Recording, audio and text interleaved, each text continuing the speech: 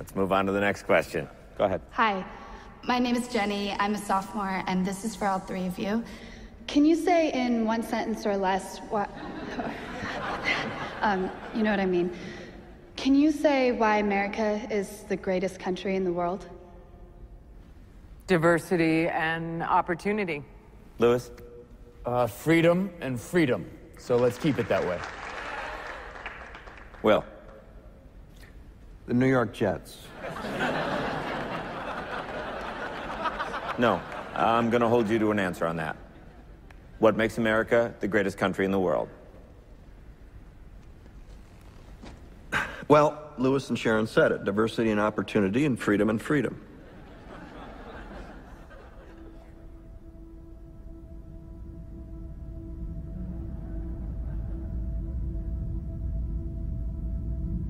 I'm not letting you go back to the airport without answering the question.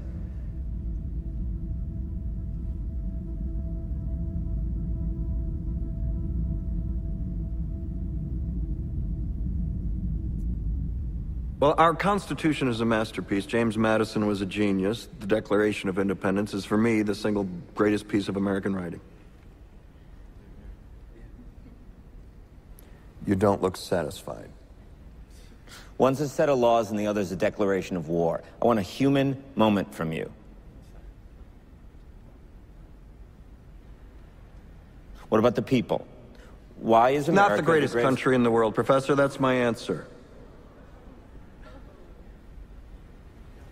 You're saying... Yes. Let's talk about... Fine. Sharon, the NEA is a loser. Yeah, it accounts for a penny out of our paycheck, but he gets to hit you with it anytime he wants. It doesn't cost money. It costs votes. It costs airtime and column inches. You know why people don't like liberals? Because they lose. If liberals are so fucking smart, how come they lose so goddamn always? Hey, and with a straight face, you're going to tell students that America is so star-spangled awesome that we're the only ones in the world who have freedom? Canada has freedom. Japan has freedom.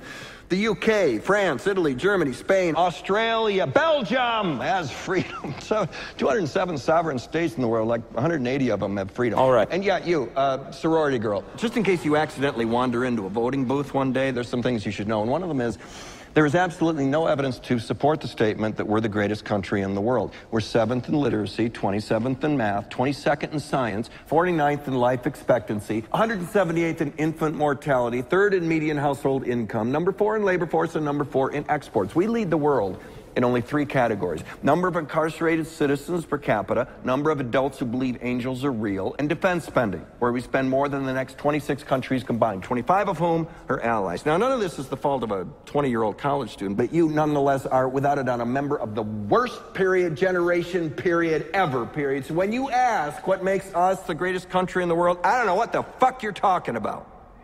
Yosemite?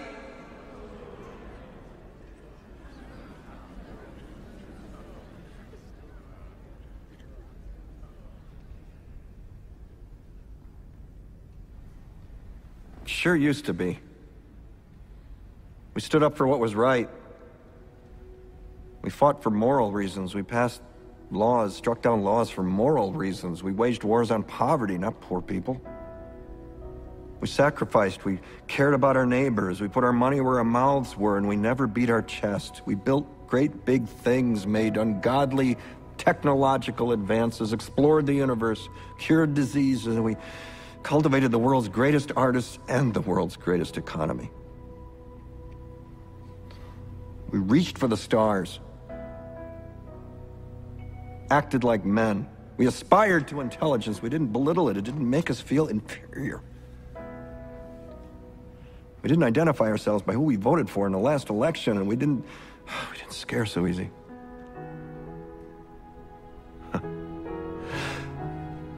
We were able to be all these things and do all these things because we were informed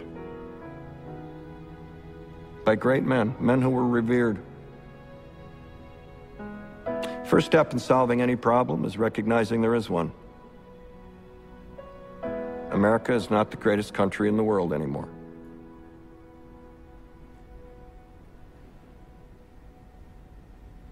Enough?